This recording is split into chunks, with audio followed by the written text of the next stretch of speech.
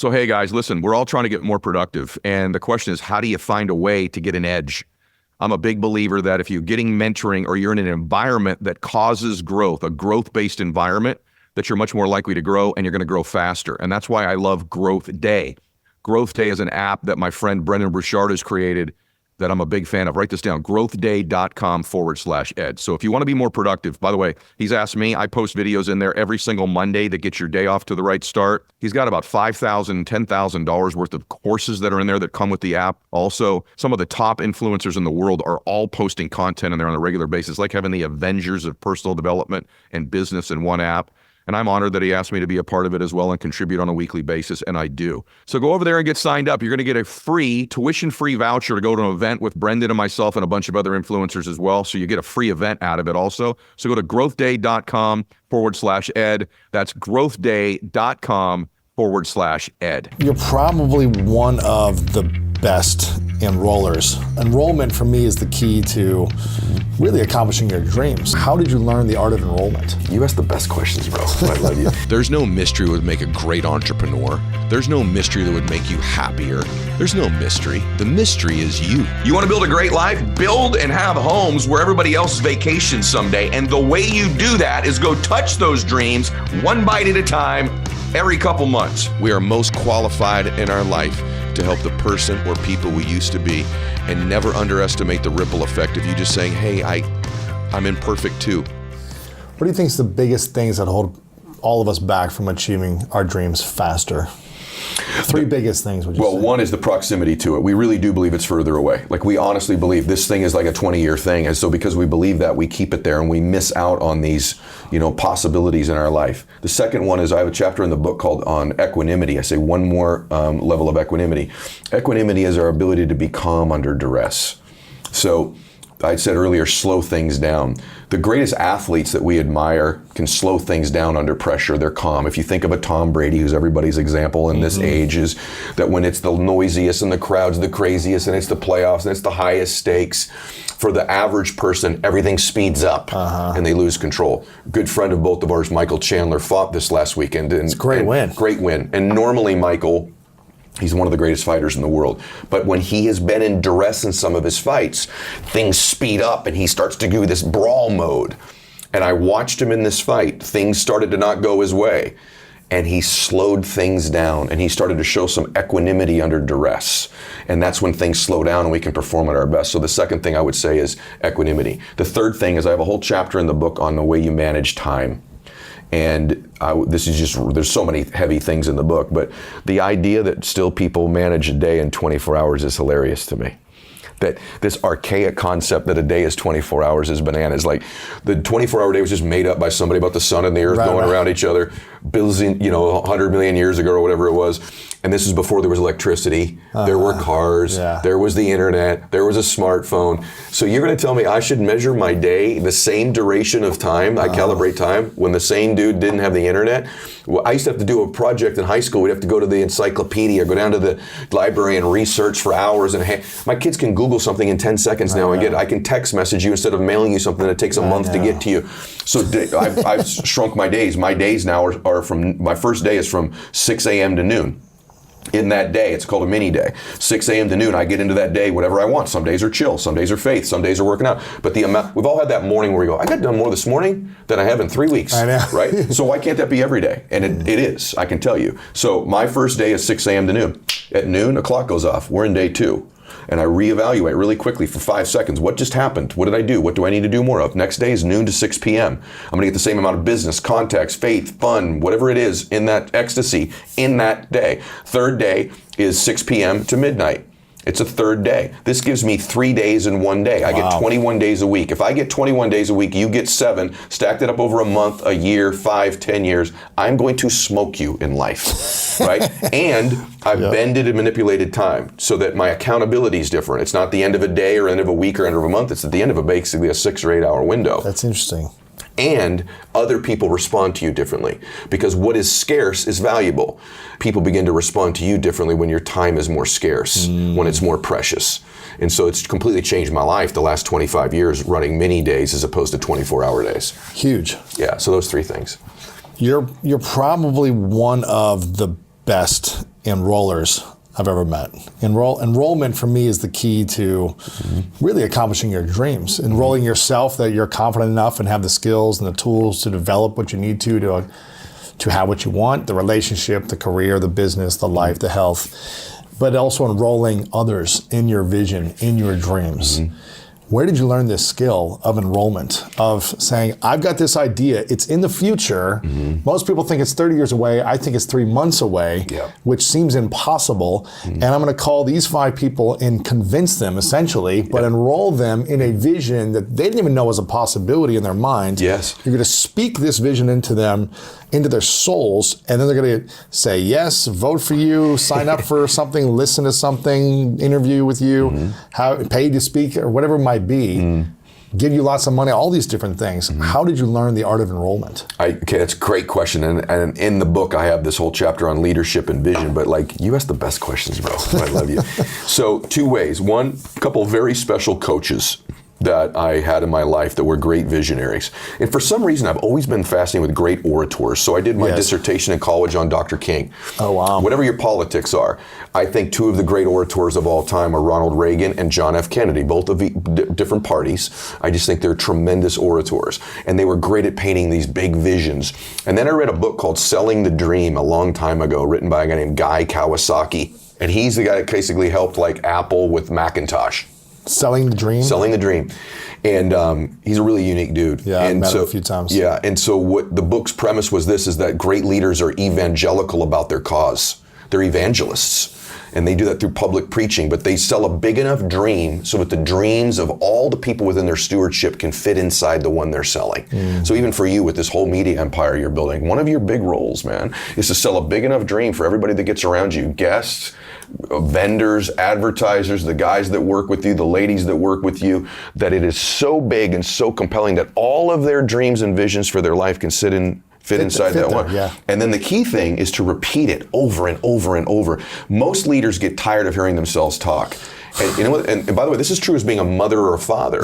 As a father, my job is to celebrate. We're going to do something awesome as a family. I know, Dad. No, we're going to do something awesome. You're amazing. You're a superstar. I know, Dad. Doesn't matter. I'm telling them over and over and over again. Most leaders think, I got to say something new to these old people. But the truth is, you need to say something old to new people. Keep saying it over and over and over again. Sell it big. Look at all the people you admire in your life.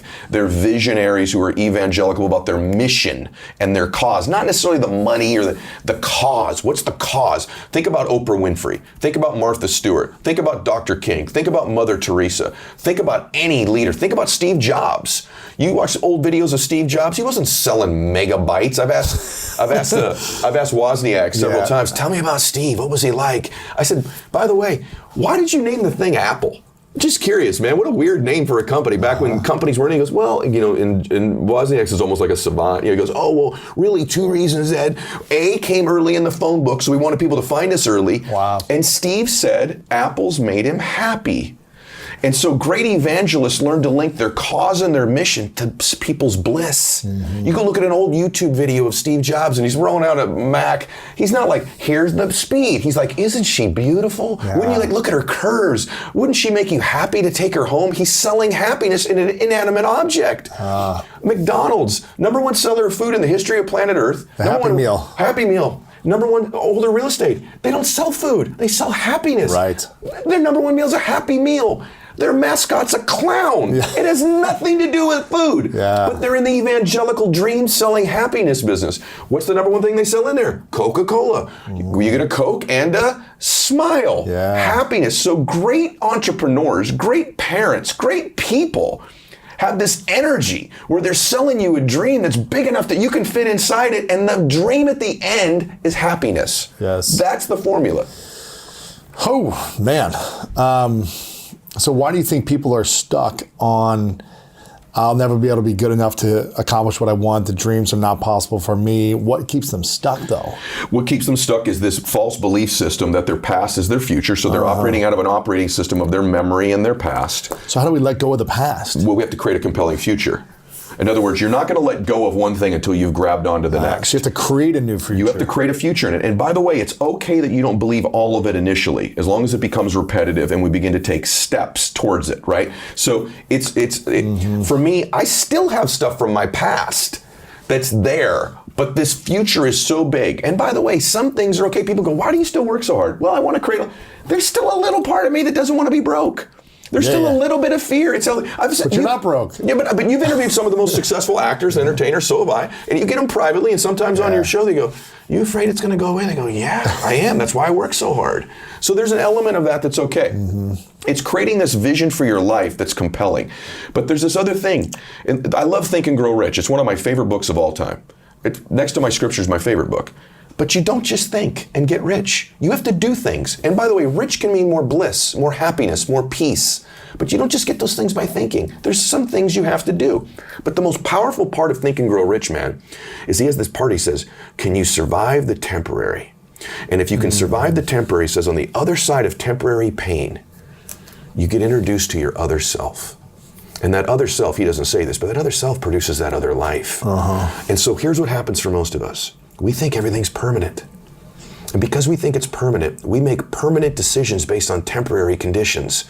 Even our bodies, other than our souls, are temporary. I was with my dad, holding his hand, when his body ceased to exist anymore.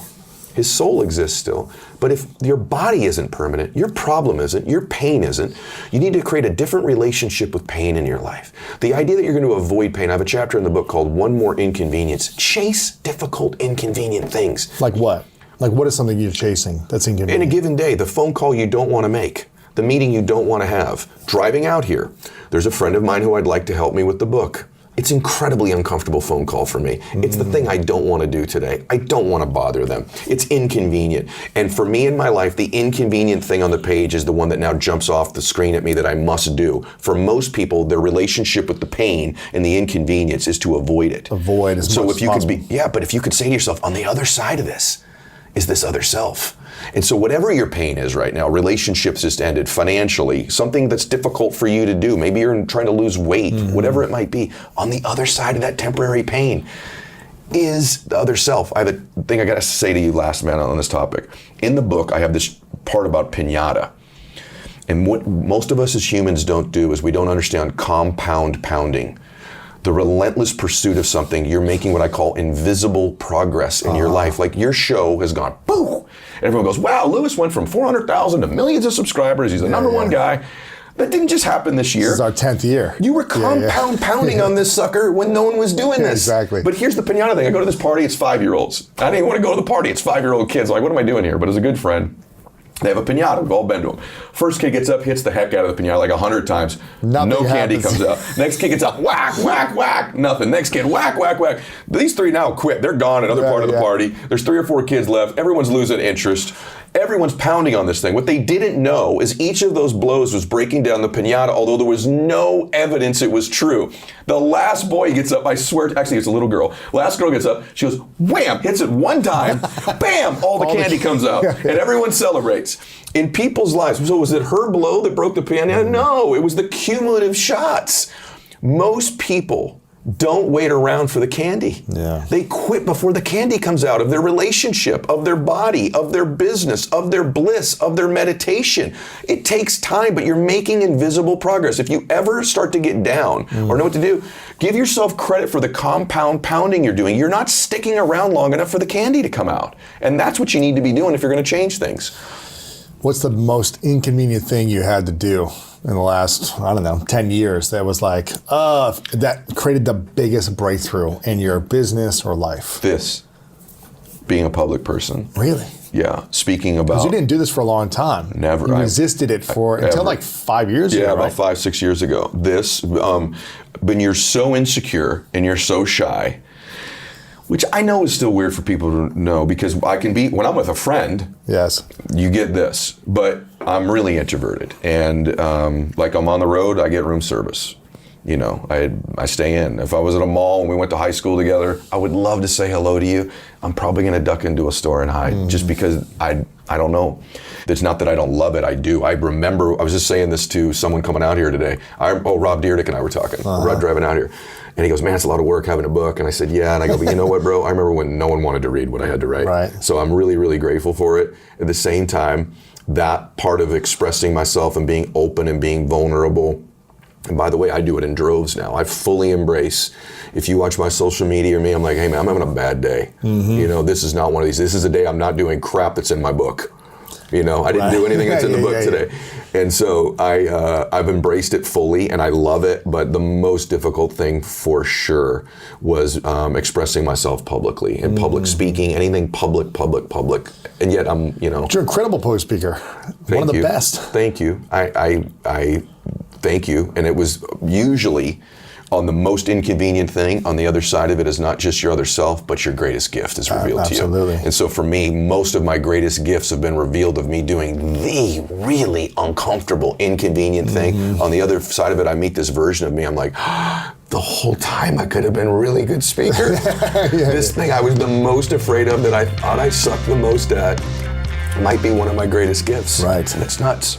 I've watched people get very close to winning, and it's that one little thing they miss, that invisible thing that separates the winners from the losers. It truly is a game of inches and millimeters when it comes to winning in business, winning in sports, winning in life, winning in our body, winning in our emotions. It's the small things I found.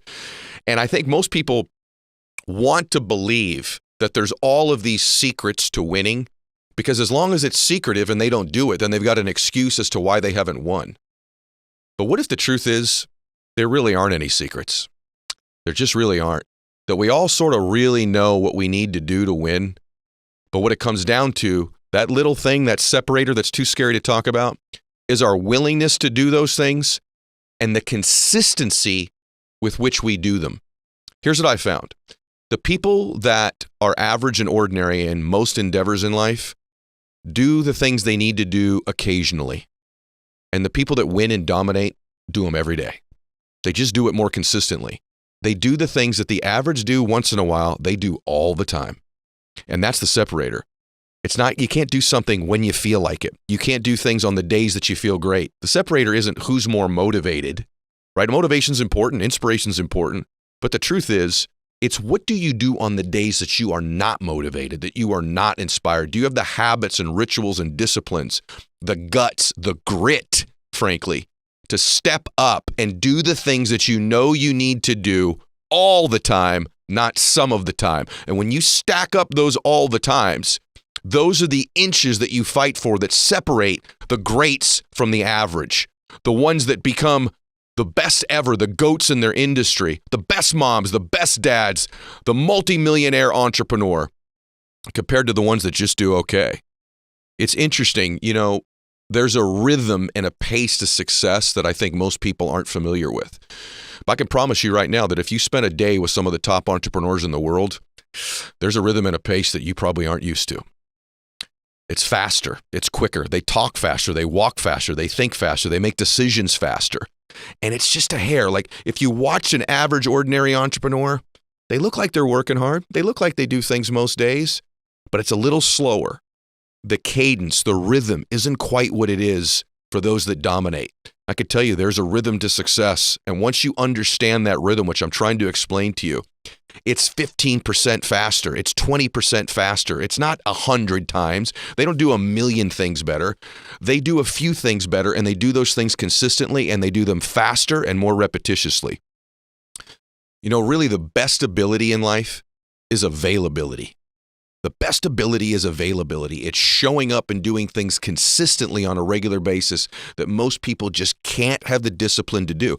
They get what I call leadership fatigue, or they get routine fatigue. They just get tired of saying the same things over and over again, of doing the same things over and over again. And that's what discipline is. Discipline is the ability to do things when you don't feel like it, and when you're tired of doing it, when you're fatigued, when you're bored with doing it. Most winning is not beautiful. It's a grind. And remember this, when you're making history, it very rarely feels like it. It rarely feels like it. What it feels like is work. What it feels like is lonely.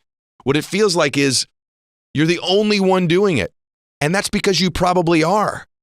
But what you need to know is that when you're laying those bricks every day and the person that you're competing against is laying them every third day, eventually, even if they're better at laying the bricks, even if they have some magic brick, which there's no such thing, eventually it's the person who can do it over and over and over again that separates themselves. And the truth is, why don't people do things consistently? Because it's not sexy. It's not exciting, right? You think about the best, if you had a great mom, right? What does she do? She just shows up quietly every day and does the things that make a difference that aren't beautiful, but they matter. If you have one, like a mom like I had, she was there every morning. She made my lunch every day. On the days when she was sick and the days when she didn't feel like it, she picked me up every day from school. I never needed to wonder whether mom was going to show up to pick me up from school. You all know what I mean, right? Can you imagine if you were raised not knowing whether or not your parent was going to get you from school, not knowing whether you're going to have lunch every day?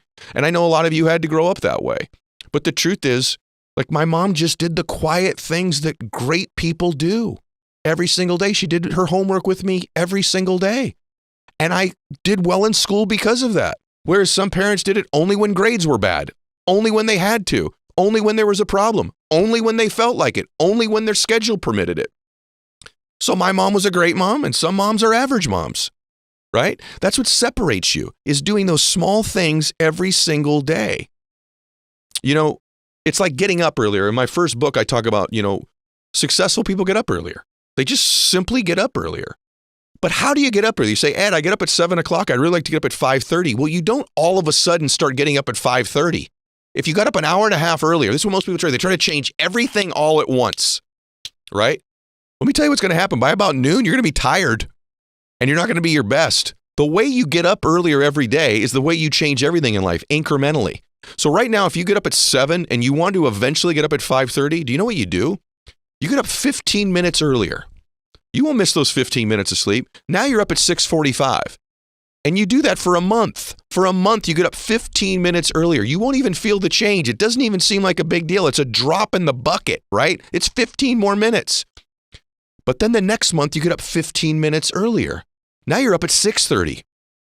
You're up at 6:30, and you do that for a month. You won't miss those 15 minutes from 6:45. It doesn't even feel like you've changed anything. But consistently now you're up 15 minutes earlier. And then the next month, you get up at 6:15. And all of a sudden, you went from 7 to 6:45 to 6:30. Now it's 6:15. And before you know it, a month after that, it's 6 a.m. And you can reverse engineer it all the way back. Several months later, you're waking up at 5:30. But you do it incrementally. And it doesn't seem like a big change, but it's huge because it's consistent. Same thing in business. If you want to start doing it, it's not making 100 times more contacts every day. It's increasing your productivity by 15 to 20% and doing it every single day. It's not massive changes. Most of you, if you're an engine, don't need a major engine overhaul. You need a small fine-tuning type adjustment. The old days of carburetor type adjustment. That's the difference. It's these small things. It's doing it consistently. And it's this belief system, listen to me, that you're going to become relentless and obsessed with what you're doing. You know what the great ones do? They do the needle moving things. The things that move the needle. They don't just do the routine every day. They do something in their life as a parent, as an entrepreneur, as a leader that moves the needle, stuff that can make quantum leaps, the hard stuff, the difficult stuff. I teach in my scheduling that I don't do first things first every day. I do feared things first. Feared things first. Get the thing you're most afraid of out of the way. You know how you do something consistently? You build the habit of doing the feared things first in your day.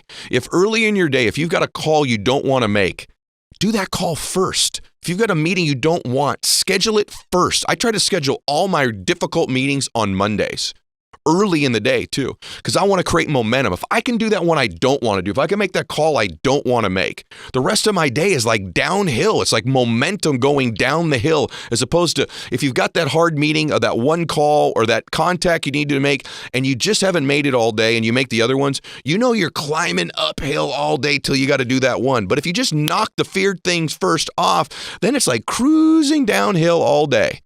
It's much easier when you create momentum. These are the things. It's the pace. It's the rhythm. It's the consistency. It's the availability.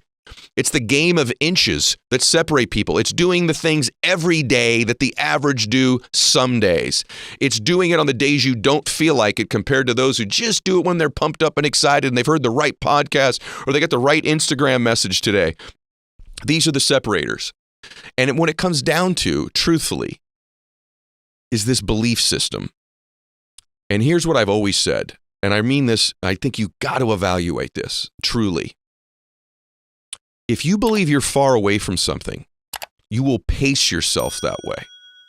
I've always heard people say, well, business is a marathon. Life's a marathon. Life is really long. Life can be short if it's miserable. I can tell you that. Life can be short if it's not going very well. And although it's a marathon, the great ones sprint the whole race. That's not that they don't rest. You know what I mean? What I'm saying is there's a pace. And if you think something's far away, you act like it. See, most people don't lack vision. They have a vision. If you asked them, hey, do you want to be rich or poor? The average person would probably say rich. Do you want to make a big difference in the world or make none? I'd like to make a difference. You want to contribute or not contribute? I want to contribute. Do you want to laugh or cry more? I want to laugh more. I want to be happy or sad? I want to be happy. You want to go see things and create memories in your life or basically do the same thing over and over again? Most people say, I want memories in my life. So it's not that you don't have a vision. It's that you have a depth perception problem. You have a pacing problem. See, you think your dreams, those feelings, those memories, that change, that body, that relationship, that amount of money is really far away. And because you believe it's that far away, you've created patterns, belief systems, thought processes in your life that perpetually keep it that far away. You are jogging in the marathon of life where the winners are running 15 to 20% faster than you. They're up 15 minutes before you. They're making 15 to 20% more contacts. They're doing every day what you do some days because they believe that they're one decision, one meeting, one new contact, one new relationship, one new thought, maybe one podcast away from completely changing their life. I'm not suggesting to you that it's going to be easy and that it's going to happen like that. What I am suggesting to you is that if you think it's really far away and you pace yourself and you do things occasionally, it'll always stay that far away. It'll always be there. It'll always be a mystery. And here's the truth. You and I both know it. There's no mystery to what makes a great mom or a great dad. You know exactly what it is. There's no mystery of what makes a great athlete. You know exactly what that looks like. There's no mystery that would make a great entrepreneur. There's no mystery that would make you happier. There's no mystery. The mystery is you. The mystery is, are you willing to do the things every day, to be relentless, to be obsessed, to get out of balance? This notion of balance is a fallacy. If you're going to do anything great in your life, some things are going to be popping at a given time when others aren't.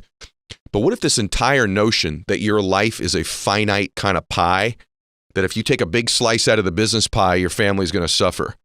If you really focus on your family, then you're going to suffer in your fitness. What if the truth is that you're an expanding being that vibrates at a very high frequency, and that when you magnify one area of your life, if you do it correctly, it'll magnify and expand the others, not take from it? See, all these questions about what it takes to win or am I going to be out of balance are from a completely flawed belief system. Two beliefs. One is that it's further away than it really is. And two is that if I'm killing it in one area of my life, another area has to suffer. What if that's one of the great lies of life? What if one of the great lies of life is that your dreams are for other people? That it's for people not like you, that they're doing extraordinary things that you're incapable of doing, as opposed to the truth is they're just doing things every day that you only do occasionally. They have availability all the time. What if the truth is that the great lie is that it's far away, and the truth is that it's one decision, one new thought, one meeting, one connection away? What if that's the great lie of life? What if the great lie of life is that this is for other people and not you? Because I can tell you that that's a lie. The truth is that it's very close. And the truth is that it's these small decisions that alter our lives. I can tell you straight up, you're a lot closer than you think you are. And what if the third great lie is that, oh, if I'm really expanding one area of my life, another area has to suffer, that I'll become out of balance.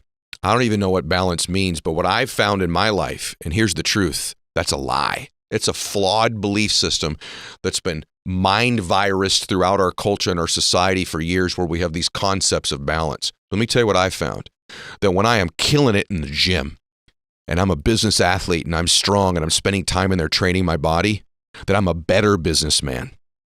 That's what I found, that my gym life, my fitness life expands my business life. You know what I've also found? That when I'm killing it at work and I'm giving it everything I've got, that when I come home, I'm a better dad. I'm a better friend. I've got more insights, more energy to give to other people.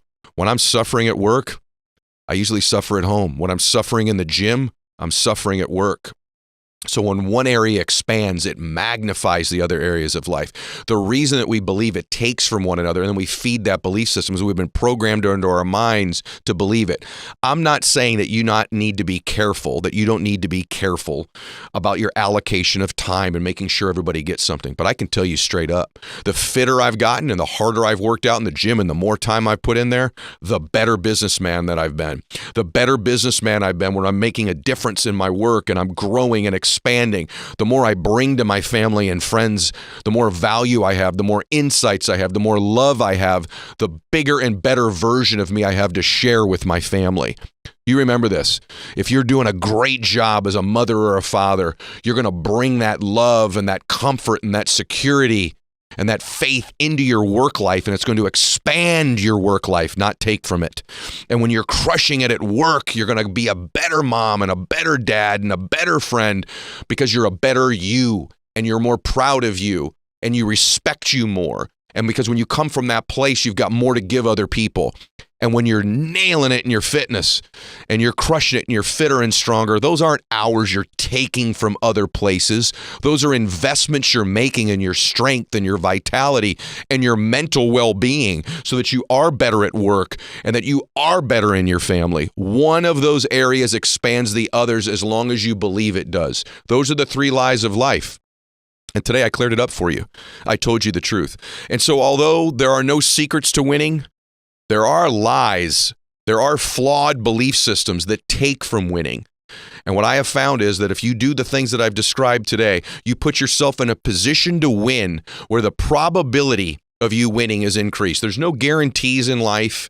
There's no promises. What we're trying to do is increase the probability and the possibility of our winning. And what starts to happen is you become an impossibility thinker into a possibility achiever. All your life, you've had this secret notion about you. Deep in your heart, you were known, you were born to do something great with your life. When you were a little boy or a little girl, you just knew it. Maybe even had a family member who made you feel that way. They saw the special in you, didn't they? I'm here to just remind you today, they were right. You were right. You were born to do something great with your life. And I mean, yes, you, sister. Yes, you, my brother. And maybe no one's told you in a while. Maybe no one's reminded you in a while. But I want you to know God made you to do something great. He made you in his image and likeness with a big plan.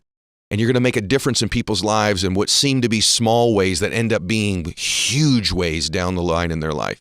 And some of the things when you're doing it's going to feel really big when you're doing it.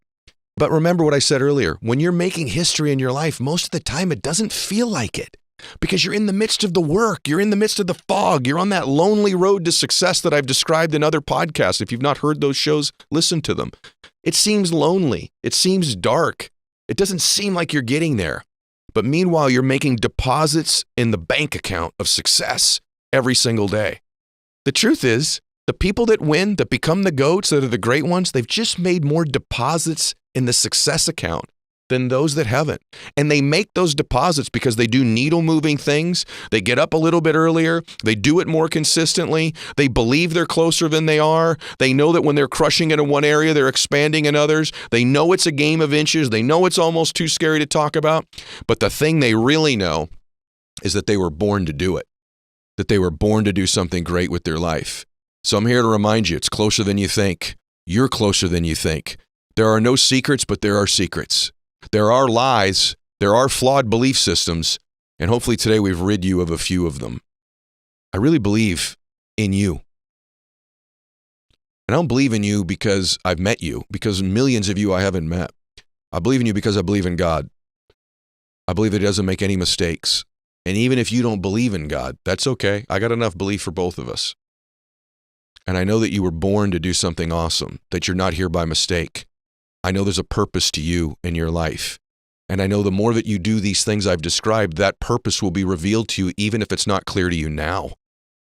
Over time, it'll be revealed. Over time, those deposits you're making, millions of other people in your life, and maybe just a few of them, will be the benefactors of making the withdrawals because you did all of the work. The people that you love will thank you someday for doing all of the work you've done. Just right now, they can't see it. Right now, maybe they don't even believe it for you. But I believe it, and I know you're going to do something great. I hope today helped you. Hope every week when we come back on these solo episodes that you go, I picked up another thing. I'm more inspired. I learned something. This is something I'm going to shift. I know for me it was valuable today. I feel like I was talking to me. We're all in this together. We're all brothers and sisters. None of us are better than anybody else. You know, the world is going to try to convince you that we're all separated, that we're all at each other's throats right now. We're all in this together. And although we may have different opinions and belief systems about different things, we're brothers and sisters nonetheless. And we were put here and born to make each other's lives better.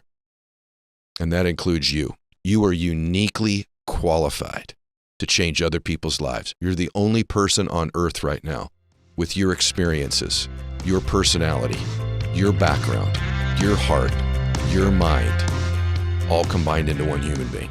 Hey guys, don't let the back to school season set back your nutrition for you or your family. My family, we've been using Green Chef now for over a year. Green Chef is making it easy to stick to your smart eating habits with a new, more flexible menu featuring 35 customizable recipe options every single week. New options including doubling your portion for protein, which is what I do. I get double protein every single time. I got to tell you something. These recipes are delicious. So it's a way to get healthy, to get fit again, and actually to save time and money. People have asked me, hey, man, you look a lot leaner lately. One of the reasons is, in addition to the meals we have that we cook at home or going out, there's a lot of Green Chef going on in our household, and it's yummy and delicious and healthy. So check out Green Chef by going to greenchef.com/Mylett class. For 50% off your first box plus 50 free credits with ClassPass. That's code MylettClass at greenchef.com/Mylett class to get 50% off your first box plus 50 free ClassPass credits. So, hey guys, one of the things I love is when technology can revolutionize an old industry. And I think we'd all agree one of the industries that needs a lot of revolution in a lot of ways is the medical industry. And ZocDoc's doing that in this sense. I love it. One of the hardest things to do in the world is to find a doctor that you click with that takes your insurance, by the way, and that's local. ZocDoc is a free app and website where you can search and compare high-quality, in-network doctors, choose the right one for your needs, and click to instantly book an appointment, typically in 24 to 72 hours. We're talking about in-network appointments with more than 100,000 healthcare providers across every specialty, from mental health to dental health, eye care to skin care, and much more. Plus, ZocDoc appointments happen fast, typically within 24 to 72 hours of booking. You can even score same-day appointments. So stop putting off those doctor's appointments and go to ZocDoc.com/Mylett to find and instantly book a top-rated doctor today. That's ZocDoc.com/Mylett. ZocDoc.com/Mylett. Today, what I want to talk about is qualifications for your dreams. You know, most times in life, we do everything we can to disqualify ourselves from our dreams and our potential.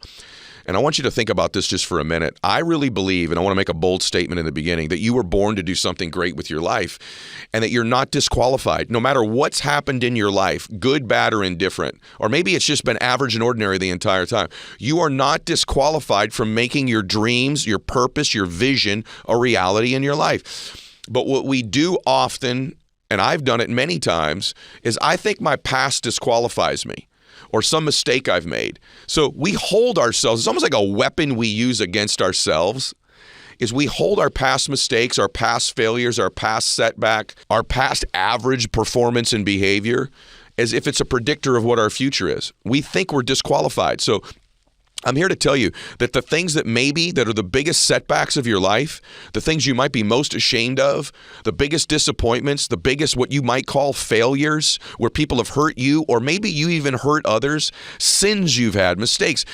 I've had a divorce, so I'm disqualified from winning. Not true. Or I've had this setback. No, you're not disqualified. Well, I've had a bankruptcy, or I had a business failure, or I've just always been invisible and average, so I'm disqualified from ever doing something great in my life. And nothing could be further from the truth. It's the great lie of life. The great lie of our lives is we begin to stack things that didn't work out as evidence that we can't win in the future, as evidence it's not going to work. We actually also literally think it disqualifies us somehow from winning. And I'm here to tell you that is a great lie that millions of people around the world are telling themselves. And what if I was to tell you that I think those same divorces, setbacks, failures, sins, mistakes, the average performance of your past are the very things that do qualify you to change other people's lives and fulfill your destiny? That's what I actually believe. See, in life, if you really want to impress people, show them how perfect you are. Show them your best Instagram photo, your biggest achievement, the best things you've done in your life, how happy and smart and amazing you are. You really impress people. And you'll connect with nobody. And you will change nobody's life.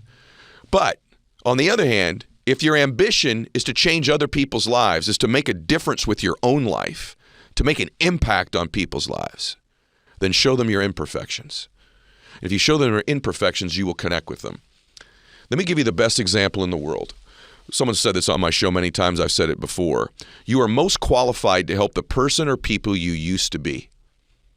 Say that to you again. You are most qualified in your life to help the person or people you used to be. Rory Vaden said that on my show. I've said that back since 1997, a version of that. I just didn't know how true it was until recently. So as you all know, I wrote the #1 best-selling nonfiction book in the world this year called The Power of One More. If you haven't got that book, I would recommend you go get that book. I believe it'll change your life.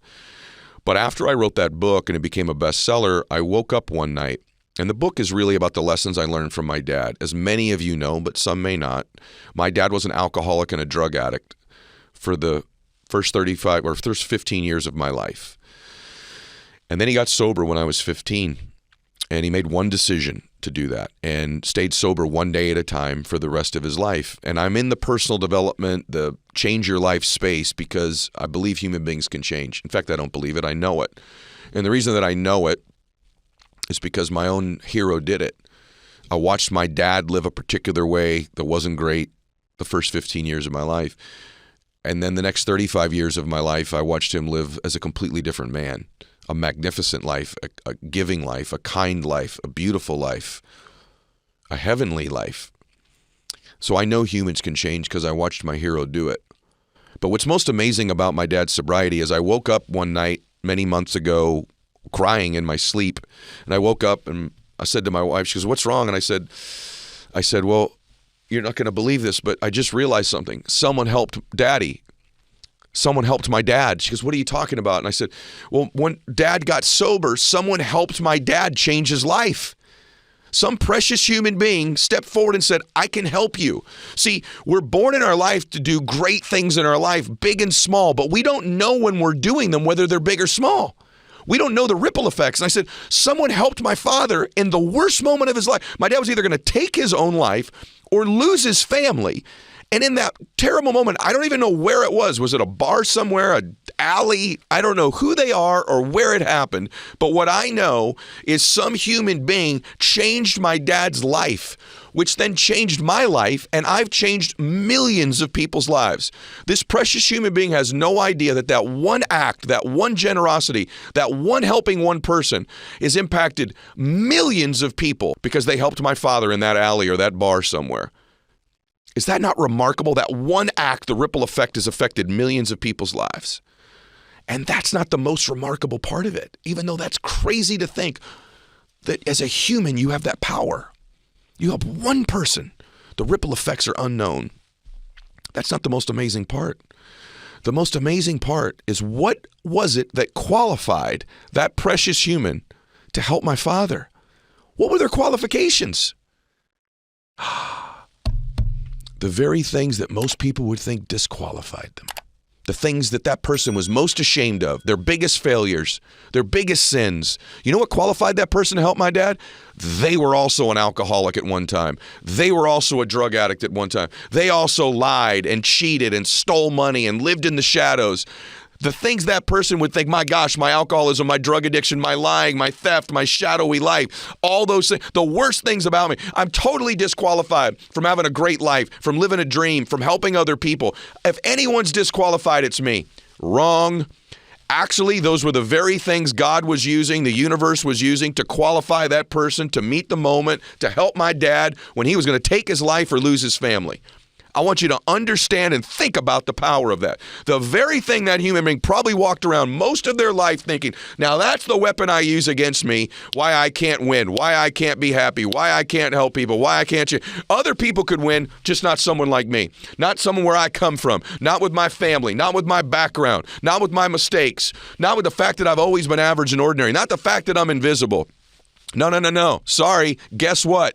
Those very things that you use as a weapon against you that you think disqualify you are the very things that do qualify you. That person didn't know all those years they were using drugs and suffering.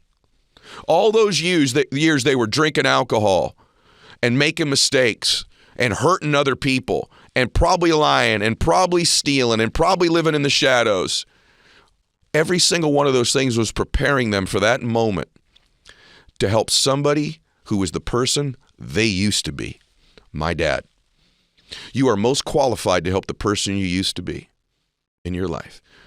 I'm a living proof of it. By the way, so are you. As you're listening to this or you're watching this, you are part of the ripple effect of that one act, that human being who helped my dad, who helped me, who's now helping you. What I hope you do today is, by the way, you share this episode with somebody so that ripple continues. I want the world to understand one thing. You are not disqualified for making your dreams come true. I don't care. Some people think, well, it's what I look like. It's where I come from. It's the mistake I made. It's none of that crap. Those are the very things that are qualifying you right now because you are most qualified to help the person you used to be. And by the way, that's why growing matters, because every time you grow into a new version of you, you are most qualified to help the people who you used to be.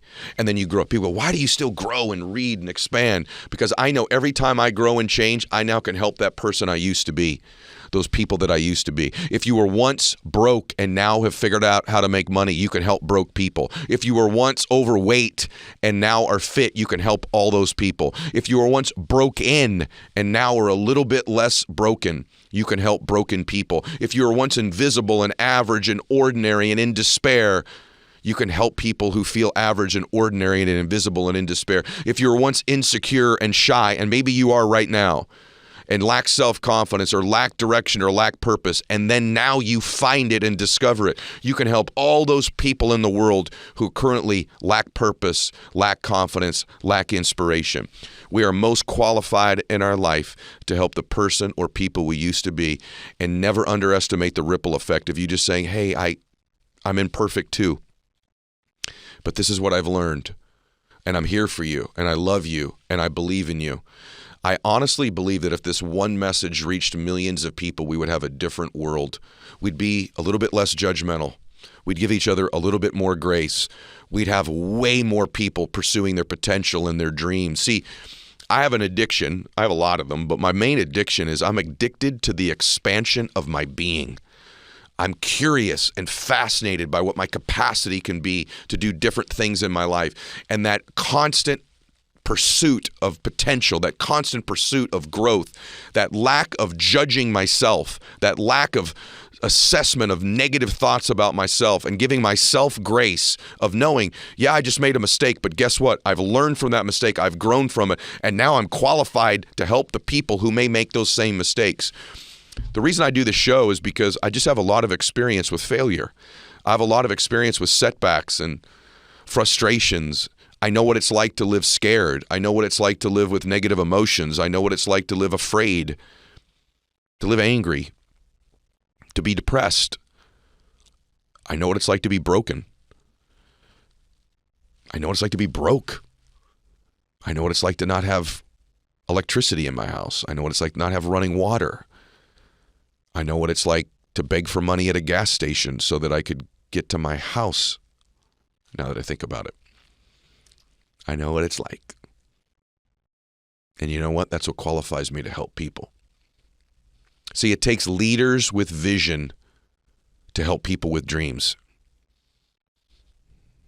Not perfect people. None of us are perfect. I get emotional when I share this with you. Not for me, but for you. I want you to make your life something awesome. I want you to change other people's lives. And I know most of the time you feel disqualified to do it. And I hope today maybe you get a little bit of a glimpse of exactly how qualified you are. I think God's a really interesting dude. And I think he sits there and goes, if I could just get my children to understand, I'm preparing you every day to make a difference in the world. I'm preparing you every day to change your own life, to change other people's lives, and that you're immensely qualified, that the DNA of the King of Kings runs through your bloodstream. I just want to remind you today, as you're listening to this, that you're born to do something awesome with your life. And I'm here to help you every step of the way, along the way.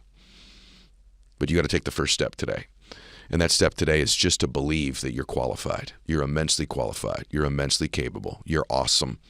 With all your mistakes, all your weaknesses, all your sins, all the things you're not so good at, all the things that you wish you were better at that you see other people have. You wish you looked this way or talked that way or thought that way or had that family. You're perfectly you. You're perfectly you in this moment. And the minute you accept that, you understand how qualified you are to change your own life and to change other people's lives. And I think one of the things you could do today that would qualify you is to share my message, is to share these thoughts with people so that people maybe today get a little bit of a glimpse into what's possible. Ed, what's a secret that we don't hear anywhere else that can help me achieve my vision and my dreams for my life? Because there's all these checkmark things you'll hear on podcasts or social media that are wonderful tactics.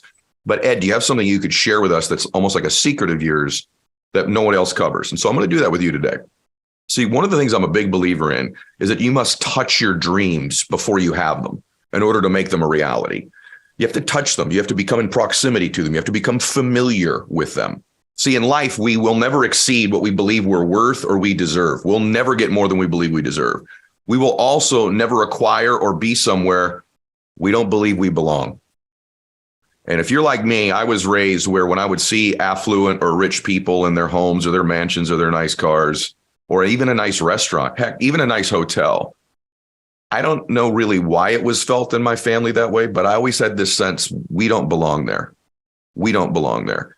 And then even when I would see super happy families, because many of you know that I grew up with an alcoholic father who eventually got sober, but I remember as a little boy, sometimes wishing I was in another family because they seemed happy and joyous. And I knew the strife and anxiety and tension that was going on in my home. And I remember thinking even as a little boy, I really don't belong in those happy houses. And I certainly don't belong in those rich hotels or mansions. You'll never end up anywhere you don't believe you belong.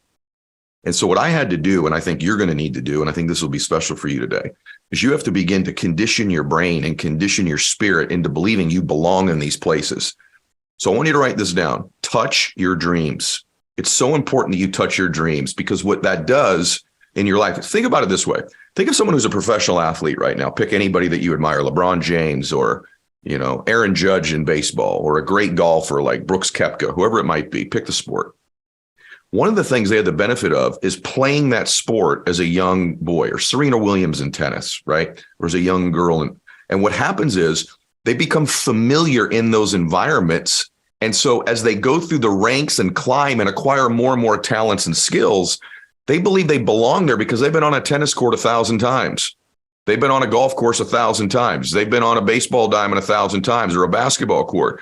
So they didn't have to worry about whether they belonged or whether they touched the dream. They touched every day as they caught a ball, hit it, threw it, dunked it, right? Hit a driver. So they actually, over time, spent time in their dream. And as they acquired more talents and skills, it naturally perpetuated them. But most of us, the career we're in, or the mansion we want to get to, or the home we want, or the relationship we want, or the emotions we want to feel, we haven't had the benefit of spending time in those environments. And because we haven't had any time in those environments, even if we acquire the skills and the talents and the opportunities to get there, if we don't believe we belong there or we're not familiar with it, we don't end up there. And so what I had to do, and I started doing it pretty young, is I had to begin to condition myself to believe I belonged there by touching my dreams. And so I'm going to talk to you about a couple different strategies on this that I think are a very, very big deal. See, your mind gravitates towards what it's most familiar with. So if it's most familiar with your current environment all the time, it's going to continue to gravitate and attract that environment because you're vibrating at that frequency. It's your most dominant thought. It's your most common circumstance. And so if you don't do anything to shake that up, to shake the visual picture of your life, what you're touching, feeling, smelling, you end up just sort of acquiring skills and you never move out of that environment and get to the dream. So I knew I had to start touching my dreams. And what I did is I would do those. I had to create strategies, and I recommend you do. Some of them cost money and some of them are completely free. So I know some of your listeners going, listen, I have no money. You don't understand my situation. I'm in debt. I can't do a few of the things you're going to recommend. Don't worry. I'm going to get to some things for you in a minute as well. And then those of you on a limited budget like me, I'm going to talk about spending just a little bit. Okay. Just a little bit. Nothing I'm going to talk about is mega expensive. Okay.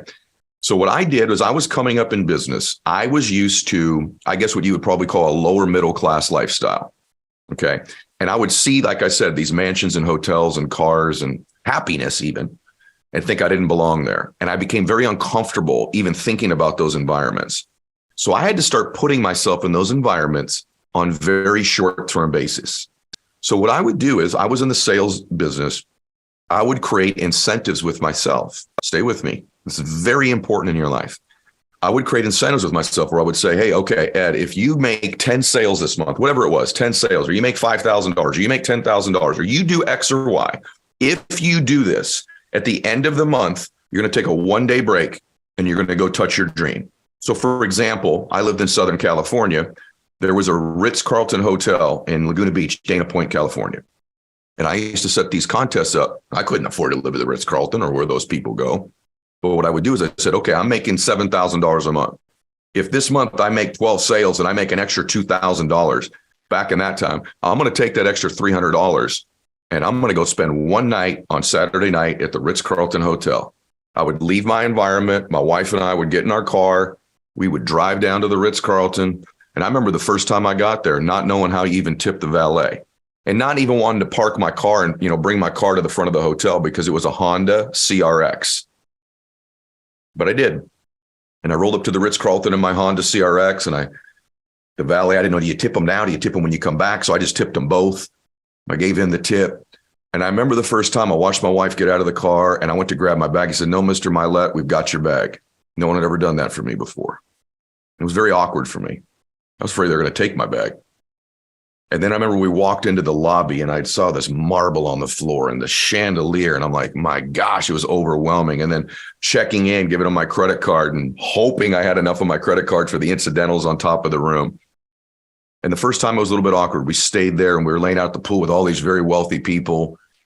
And we had dinner that night, a decent bottle of wine. And during the daytime, I went and played golf. And I'll talk about that in a minute. My wife went and got a massage. And the whole thing cost me, I don't know, at that time, like $700-800, which was a lot of money to me. But I touched my dream. And then I went back and it's just different. You drove back. My ideas, my thinking, my vibrational frequency was just slightly different. And I remember thinking, I want to get back there. I can't live where they live. I can't wait to get back there. And then the next month I said, if I do X or Y, we'll go back for one night, just one night. We're just going to taste it, just a bite. I can't eat the whole steak. I can't afford that. I certainly can't have the whole meal. I certainly can't have the rest, but I can have a bite of my dream. And that's what I'm encouraging you to. I had a bite of my dream. And I'll give you other strategies in a minute that aren't anywhere near that expensive.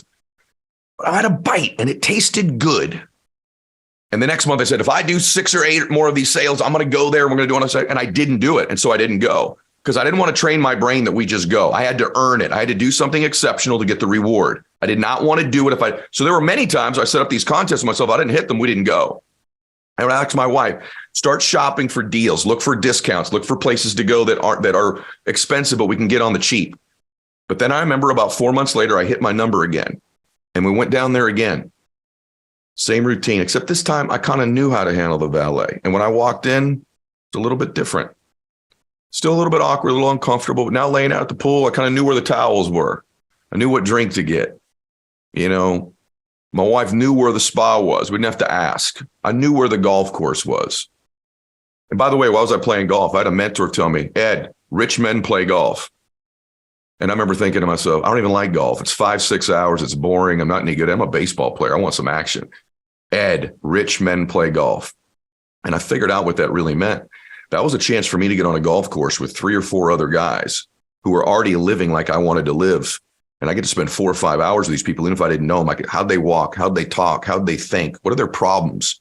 What kind of vocabulary do they use?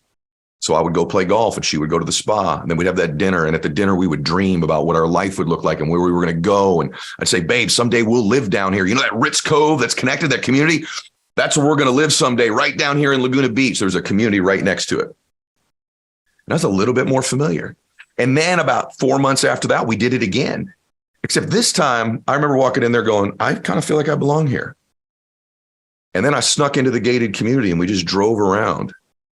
I couldn't get past the guard gate the first time. Then I found a way in. We just walked around and drove around and looked at the homes. And what was happening is I was just touching my dream and becoming more familiar with it. And as I did this over time, I started to believe I belonged there. And as I was acquiring more skills, more abilities, more opportunities, this started to happen as well because I belonged there. I was conditioning myself. I was giving myself a mental rehearsal of what my potential life would look like. And then I remember one time I said, hey, if I hit my numbers this month, let's go out to the desert, to Palm Springs area, La Quinta, California. Let's go out to the La Quinta Resort. We went out to the La Quinta Resort. I'll never forget it. Same routine. I played golf. She went to the massage. We sat around the pool. Do you know to this day that my 2 main homes are in Laguna Beach and La Quinta, California? Do you think that's by coincidence? See, over time of touching my dream and getting a bite of it, I became familiar with it. Your mind moves towards what you're most familiar with, what you gravitate towards. Now, I think you need to set up incentives to do it. But I'm going to tell you, this changed my life. Now, let's step back and you say, Ed, I don't have the money to do that. Great. Here's what I want you to do. Whatever your dream is, let's say your dream is something material. Go to a watch store and try on those watches once a month. Go do that. Go to the suit place and put the suits on, but don't buy them. Rent a car for a day. Rent a Lambo for a day. Rent a Rolls Royce for a day. Something for a day. I'm going to give you stuff in a minute that costs nothing. Just so you know, I'm going from the expensive thing to the nothing thing. Start to touch your dream. Those of you that are doing a little bit better, one time, save up for a year, rent a jet. Instead of taking, by the way, this is the thing I would not do, is what I see people with success doing all the time. They take these long vacations. I've never taken a long vacation. I would take 1 and 2 day vacations, Cabo, Laguna Beach, wherever, 1 and 2 day vacations. Why? I didn't want to lose the momentum in my business. But what would happen, listen to me, when I would get away for a day or two, my environment dictated my thinking. When I got into these other environments, that's when I would dream bigger. That's when I think about my new vision, where I was going, what I wanted to do, what my idea was, what my plan was. People always say, I have a hard time getting my plan together. That's because you're in the same environment. Get out of your environment. Go somewhere for a day or two. And by the way, those of you that are trying to climb to success, what are you doing taking 1 and 2 and 3 week-long vacations ever? I'm 52 years old. You know how many week-long vacations I've taken in my lifetime? Less than I can count on both hands. Maybe less than I can count on one hand. I don't take week and 2 weeks away. My businesses need me. But I've taken a lot of 1 and 2 days, 3 days, because it's the same juice. I can get the same juice without wringing out the dang orange all the way. Coming back and there's all these problems, right? So don't take long breaks. You're trying to climb to the top. Let me just let you in on it. Those of us that have climbed to the top, there weren't long vacations. I know you see people on Instagram on their European trip. I don't even know how these people got their money. I don't get all that. That's something you do after you're really wealthy. And even after I got really wealthy, I just have no stomach for it. I don't like being away. I love business. I love my business. I love my life. I live on vacation now. You want to build a great life? Build and have homes where everybody else vacations someday. And the way you do that is go touch those dreams one bite at a time every couple months. If you gave yourself the gift a couple times a year, 3 times a year, 6 times a year of touching your dream, renting the car, renting the house, right? For a week, for a day. Go into the hotel for your dream will think. You'll meet people. You'll vibrate differently. Your big thinking comes out. You have a very difficult time changing your thinking in the same environment. It's very difficult to do. So what happened was I was able to change my environment for just 24 or 48 hours. And that's where I would do my big dreaming, my big thinking, my big strategizing. Plus I'm becoming familiar with the dream. Plus I'm moving towards it. Plus I believe I belong there. And your mind moves towards what it's most familiar with. So now I'm becoming a little bit more familiar with this stuff. You starting to get this? Now you say, Ed, my dream's not material at all. I get it. Most of mine aren't either. So what if once a month or once a quarter, and let's say your dream is to serve in your church. Have you ever just taken a Wednesday off on a vacation day and served at your church, your mosque, your temple, or your synagogue?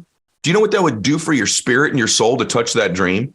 Have you ever just taken a day off and spent it doing something that's your dream? Just the day off, you just unplug. You just sit on the beach, right? If your dream is service, what if you took a day and served at a homeless shelter or a soup kitchen, right?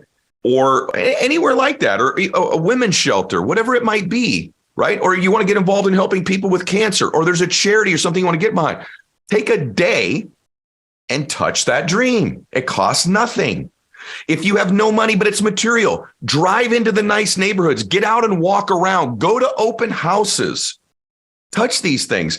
If it's you wish you could be a trainer full time, there's a career you want to do, but you got to pay the bills the other day. Take one day and go do that career. Ask someone if you can, for one day, get mentored by them. Follow them around the gym if that's what you want to do. Follow them around the lab. Follow them around the business office.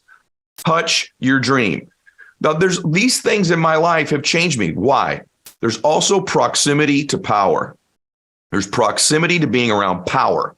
And power is your dream. Power is the people who have those dreams. Those people have the answers, the thoughts, the vocabulary, the vibrational frequency, the relationships. I remember watching these guys playing golf, and just how they walked was different than me. What they talked about was different than me. And not all of them had it, but some of them did. I remember one of the first times we were laying out at the pool going, wow, people just lay like this and relax. I've never done this in my damn life. I wonder if there's some correlation between this relaxation and being successful. And so, do you understand what I'm telling you? That an element that's missing in your life, listen to me, is you touching your dream. And then here's the free one of all of them. Mental rehearsal, just visualization of the dream. Giving yourself the gift of picturing yourself driving that car, picturing yourself in that church, picturing yourself with that body, picturing yourself in that relationship, picturing yourself with that emotion. Mental rehearsal causes you to believe you belong in the dream. Do you mentally rehearse? How often do you mentally rehearse? Because what's really happening is your visual sphere, your auditory sphere, your kinesthetic sphere, the things you touch on a regular basis, hear and see, are mentally rehearsing the rest of your life for you. So at some point, you have to take control of that, override it, and actually force yourself to mentally rehearse the things you want in your life. That's a form of touching your dream. It's the lowest vibrational frequency is picturing it, but it's better than not. And if you do it enough times, because dreaming is free, you could do this daily and repeat it. And if you stack up that enough times, it can be more powerful than touching it for one day a quarter. But imagine if you combine the two, the mental rehearsal in your life of whatever the emotion, the dream, the car, the house, the relationship, the service, the contribution, the memory, the repetitious mental rehearsal. And then once or twice a year, 4 or 5 times a year, you go touch your dream on a budget, or even not on a budget. You drive the neighborhood, you try on the watch, you try on the shoes, listen to me, these things matter. You put yourself in these environments. You go have dinner at, a lot of people go, well, we go out to dinner every single week, once a week. Let's just say you do that. Okay. What if you just went once a month, but you went to the place you'd like to go the rest of your life? So you saved the money from those 3 meals that you don't go. And on the 4th one, you go to the place you'd like to be and get to touch the dream. You starting to see what I'm saying? Some of you that are a little bit further along, you'll give yourself a gift. You got a couple bucks, have a night where you don't go out and you have a chef come cook for you. And I know that some of these things are things that many of you are nowhere near ready to do. Remember what I just said. I started out by driving the neighborhoods for free, just getting into the neighborhood. I couldn't even get into the houses. I couldn't even get through the gates.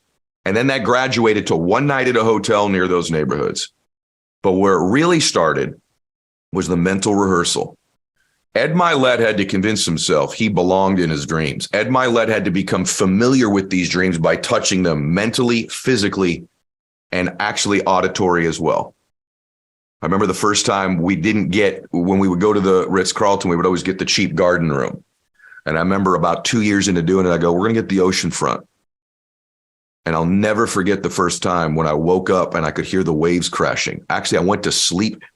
Frankly, the waves were so foreign to me that I had a hard time sleeping with the noise. But I remember waking up and I opened the door on our balcony. This is 2 years into doing this.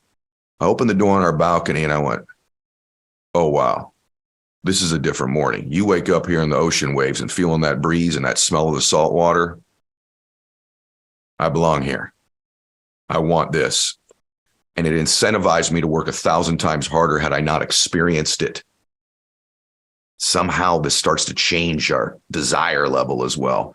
And so you start mixing all this together. You got a little bit of a recipe. So let me ask you today. It doesn't cost you anything to dream and mentally rehearse. Are you willing to do that? Number one, whatever it is, material or not material. Number two, are you willing to start setting up some incentives with yourself or just start saving for that once a quarter, once a month, twice a year experience for a day or two where you touch your dream? Third, if it's service oriented, are you willing to take off a day, a quarter and go serve in your church or your synagogue or your temple, whatever it might be? Are you willing to go try these things on? Maybe rent a car for a day? Are you willing to do that? Are you willing to touch your dream to some extent? You have to bite the steak before you can eat the whole thing. And this is an element not talked about. Now, if you have the opportunity, you acquire the talents and the skills, I'm telling you, become an unstoppable force. So my challenge to you today is, are you willing to make any of these adjustments to your life game? Worst case scenario, drive your car somewhere, it's free, and walk around where your dream exists. Walk where it exists. Maybe your dream's to live in New York City, right? You live in the suburbs of New Jersey. Get in your dadgum car or take a cab and get over there and just walk around and touch it, see it, smell it. And what starts to happen is you build something called sensory acuity. And this sensory acuity makes your senses more acute. And then in your everyday life, you begin to see people, places, and things that deliver on that dream that you're now familiar with. Here's the truth. Last thing I'll tell you. If you continue to live unfamiliar with your dream, you will die unfamiliar with it. But if you begin to familiarize yourself with your dream, with mental rehearsal or physical touch, or the actual experience of doing it on short-term basis, there's a high probability that when you are at the end of your life, you will have lived that dream. Why is it so important to achieve your dreams? Because your dreams are not a joke. Your dreams are not a hallucination. See, I believe God gives you your dreams as a preview as to what's possible in your life. These are the possibilities. That's why these dreams are in your heart. This is what's possible for you. It doesn't mean it's going to happen. It doesn't even mean it's probable. Here's what's possible. And what I believe is you take possibility to probability by repetition, mental rehearsal, and conditioning. All I did is have dreams of what was possible. The difference with me, I believe, now that I'm 52 years old on the other side of it, obviously was all the hard work. But you know what spurred the hard work? Belief I belonged there. At some point, if you don't believe you belong there, you stop catching those ground balls. You stop hitting those home runs. You stop swinging those golf clubs in practice. At some point, you got to believe you belong there to make those phone calls, eat the right diet, make the contacts, whatever that thing is in your life. You have to have the desire level and the hard work. And I believe the hard work only long-term comes from believing you belong there. And when your entire environment and all the people around you on a daily basis don't reinforce that and don't condition it, you must override it in short-term bites. But if you do, these things that God's given you as possibilities of your life become probabilities. And then you become what I call an impossibility achiever. And in my life, I feel like I've become an impossibility achiever. What most people think's impossible, I got the recipe for. I start envisioning it, then I start touching it, then I start experiencing it, then I start believing I belong there, then I become familiar with it, and then I have it. That's the deal. That's the deal. Today's question was very simple. Ed, how do I change my present right now? By the way, if you have a question you want answered on the show, you can submit it on my Instagram at Ed Mylett, EDMYLETT. You submit it there. We get thousands of them, but there's a chance your question will get answered on the show. And so today is all about leadership and vision and dreams, because I've been asked about this topic a lot. And don't discount yourself. If you have a child, if you have a company, a business, if you are a human being, you're a leader in the context that I'm going to cover today. Okay. So today's topic is this. I want you to write this down. Here's the title. It takes leaders with vision to help people with dreams. Let me say it to you again. This is big stuff. It takes leaders with vision to help people with dreams. That's not my saying. I heard it somewhere many, many years ago, but I've lived by it.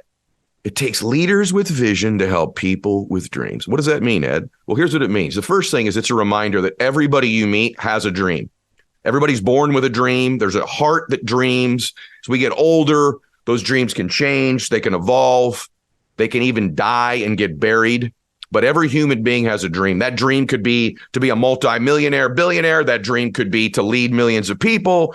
That dream could be to be a mother or a father. That dream could be a particular career. That dream could have a particular body. That dream could be to live with a particular set of emotions. For some of you, your dream's as simple as, my dream is to begin to be happy. I'm tired of living sad or down or worried or angry. But remember this, every human being you meet has a dream. It might be a big one that's long-term, and it might be just a short one. Their dream might just be, man, can I get through today with a little bit of peace, with a little bit of bliss? But everybody's got a dream. And I've reminded myself of that when I meet humans, that they have dreams. Every precious person has one. And like I said, there's millions of them, and there's varieties of them. And some people have lots of different dreams. But this is a context and a syntax that you begin to see your brothers and sisters differently. That server at the restaurant that's serving you, that you don't make eye contact with when they ask you, how's the food? Or what would you like to order? That person's got a dream. That dream might be just that you acknowledge them. That dream might be that they want to be the best server that's ever lived. That dream might be that, they want to have a big YouTube channel someday. That dream might be they want to write a book. That dream might be that they want to meet the love of their life. But that person's got a dream. That's why they were born. You were born to live a dream. You were born to make your dreams come true. And I know this. And so what those people are looking for is a leader. And all a leader means is, I can help you. I see something that you don't see. I see a potential. So as a leader in a company, many of you run companies or businesses.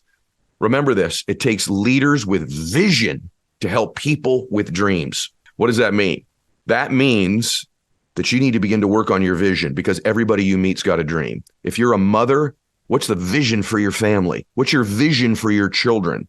Are you sowing seeds in them of vision and visionary leadership in them? I read a book a long time ago that really changed my life. It's an old book. It's written by a guy named Guy Kawasaki, and it's called Selling the Dream. And what he was really writing about was Apple. He was the guy that kind of marketed the old Macintosh for Apple. But the entire book is the context of what Apple was doing to become a great company. And if you really understand and study that company, Steve Jobs was a great dream seller.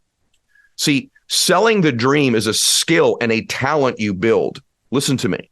But most people are oblivious that it's important. Most people think that's only for the Steve Jobs of the world or the Ed Myletts of the world. You want to be a great father? You get great at selling a dream to your children and your family and your spouse. You want to be a great business person, entrepreneur? You get great at selling the dream and having a vision for where you want to go. You want to be a great anything. You want to lead yourself in life. You better have a big time vision. You be able to sell yourself on that dream. Life's about vision. That's why the Bible talks about where there is no vision, the people will perish. They will literally die. You're a dead human without a dream. You're a dead human without a dream. So you should constantly be working on your dream muscle, your vision muscle, and your ability to sell yourself and other people on that vision. I am talking to you today because I had a dream and a vision that I could help millions of people, that I could use an ability I thought I might have to communicate to reach people. Remember this, we constantly move in our life towards what we're most familiar with. We move to the familiar. We gravitate to the familiar. We develop patterns and behaviors that are familiar. That's why when you drive home, usually from wherever you work, you don't even have to consciously think about how you're getting there. You just kind of pull right off the freeway when it happens, don't you? You're not even thinking about it because it's familiar to you. You get in the shower, you don't think, you know what, today I'm going to soap here first and then shampoo. You got a routine. You just do it unconsciously. Your life, most of it is unconscious because your brain is trying to save energy by creating habits that are repetitive and that are familiar. Well, if you're only familiar with the tasks you have to do, or as a mom or a dad familiar with, I got to cook them lunch, I got to get dinner, I got to pick them up for school, and you just do the monotonous stuff, and you never have a family that's loaded with a vision or a dream of where they're going, or for each individual child you have, or for your spouse, that you're selling them a dream and a vision of who they could be and how much you believe in them. Of all the things I'm not very good at, I'm amazing at selling people on themselves. I'll tell people that all the time. Server in a restaurant is a great example. If I say, man, you're awesome. You are awesome. You're amazing. Thank you. Man, you're not even going to be here someday, are you? You want to do something out of here. I could see you out of here doing more. Or if they do want to be there, I'll say, man, I could see you running this place someday. With my kids, since they were little, I was selling them a dream and a vision. I used to say that Myletts are going to do something awesome. I'm telling you, hey, listen to me. The Myletts are doing something awesome. They still get text messages from me. Hey, let's do something great today. We're going to do something freaking great as a family. Woo! And kick some butt today, making a difference. The Myletts are leaders. We got a vision, and I'll sell them that dream over and over again. Think about all the people you admire in your life. Think about them. What's one thing they all have in common? They had a big old dream, a vision, and a dream that they sold either themselves or you. Let's go through a few. And by the way, when I'm saying this, what about you? What vision are you constantly selling yourself on? What vision are you selling your colleagues on? What vision are you selling your spouse or boyfriend or girlfriend on? Your children on? Your parents on? Do you do that? Are you conscious of it? Because that's called being alive. The ability to grab a vision and develop it is a muscle. And to do it repetitively, even when people are rolling their eyes at you going, I heard this before. And here's the kicker. Get good at selling it. That's a second step. Think about who you admire. Let's just go through a few people. Let's say you're a follower of Jesus. Just curious. Did he have any dream he sold? Do you have any vision? His vision, his dream was everlasting life for you. That's about as big as it gets. You bought the dream and the vision if you're a believer. Whatever your faith is, you've bought the vision and the dream of this person that is your deity. In my case, I'm a Christian. And then what did he do? He sold the dream. He cast the vision and he sold the dream over and over and over and over and over again. And then he built a team of people that sold it. And it's become the biggest movement in the history of mankind. Maybe you're not religious. How about Martin Luther King? Do you admire him? Wow, that's interesting. Because his most famous speech is, I have a dream. And he sold the dream. He did it with his oratory skills. He did it with his physical labor in the marches and the standing in the difficult times up against adversity. And then he had other people who caught that dream, like the Rosa Parks of the world, who started to carry that dream and that vision. Okay, maybe you're into politics. Who do you like, Trump or Obama? Because you don't like them both. What did Obama have? Hope and change. If you loved Obama, you were all about hope and change. And he embodied that hope and that change that you love. Maybe you didn't like Obama. Maybe you're a Trumper. You love Donald Trump. Did he have a vision? Does he have a vision? Make America great again. That's the vision. And he sold the dream on it. Now, it's even more powerful when you embody that dream. So let me give you some steps. You gotta get great at seeing a vision for yourself and other people. Then you got to sell a big enough dream that the dream of everybody within your stewardship can fit inside the one you're selling. So if you're a business leader, you got to sell it big. Here's your number one problem if you're running a business right now. You ain't selling it big enough. You got to see it bigger. Ready for this? Get in the big, man. Sell it bigger. Get in the big. When Apple was just a board company, Jobs was talking about being the most transformative company of all time. That was crazy. How about me? Some guy that's just plugging away as an entrepreneur 25 years ago, a dream of being worth hundreds of millions of dollars, of influencing millions of people, of using my story to change. You'd have laughed your ass off at me back in those days. Well, people aren't laughing anymore, are they? Because I got a big old vision. I started selling myself the dream. And when you sell it and then you embody it. So here, that's step one, get a vision. Step two, start selling that dream. Step three, make it repetitive. Being in business or being a mom or being a dad or being a leader is not coming up with new things you say to old people. It's saying old things to new people. Let me say that to you again. Too many of you are trying to create some new thing you're saying to the old team. What you need to be doing is saying the old things to new people. So I've said it over and over and over. So you got to sell it big enough that everybody's dream fits inside of it. So the Myletts are going to do something awesome. Max, you can play on the PGA Tour. Bella Boo, you can have your own business and run for president someday. It fits inside the dream that I'm selling. If you're running a company, you got to get the dreams of everybody to fit inside that. The third thing is you got to back it up with massive action. It can't just be words. People got to watch you go, oh, she means it now. You get good at selling that dream and you do it repetitively. You don't end up suffering from what I call leadership fatigue, where you get tired of hearing from yourself. You get tired of saying it. Most businesses fail because the leader gets tired of selling the dream and acting like it. Most parents fail because they get tired. If they ever sold a dream, they get tired of selling it because the kids don't behave, they don't act like it, and they finally just quit. The more you sell the dream and sell the vision, I'm convinced the problem for most kids is they're being raised by parents who don't sell a big vision and a big dream and tell them how amazing it's going to be.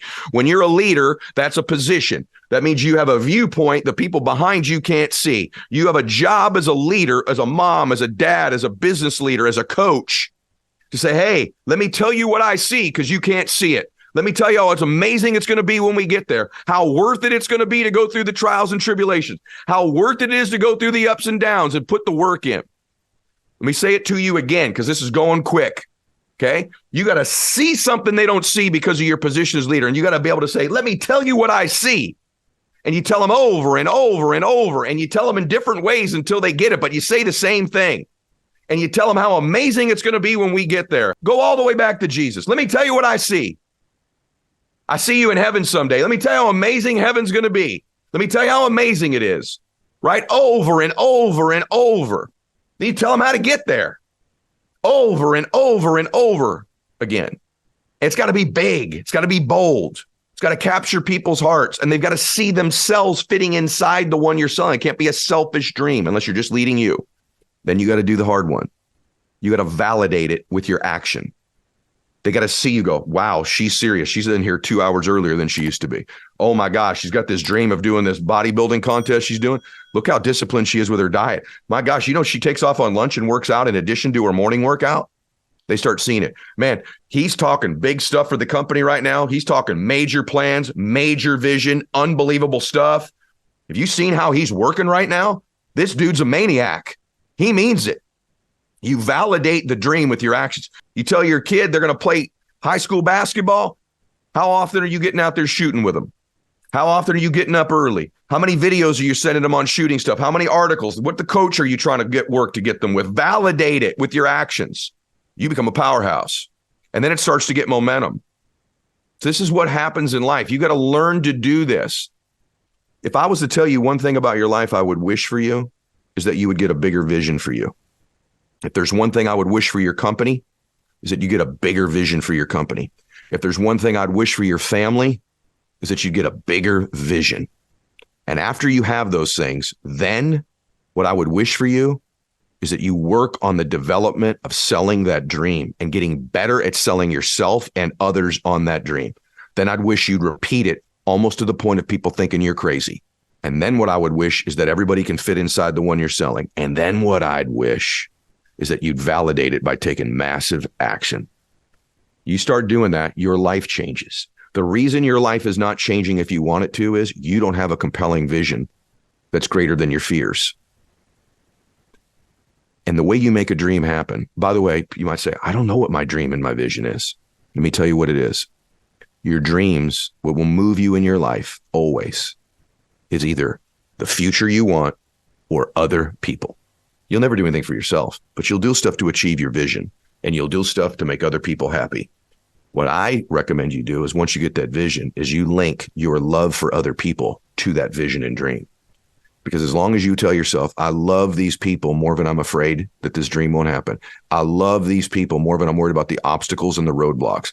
I love my family. I love my whatever it is more than I'm scared, more than the adversity. My love is greater than anything that will get in the way. Most of you are afraid to get a big vision because you think you're going to miss it. And then you're afraid to really pursue it and chase it because you're afraid you'll fail. Many, many times I wanted to quit. And I would remind myself, I love my family more than this obstacle. I love my family more than I'm afraid.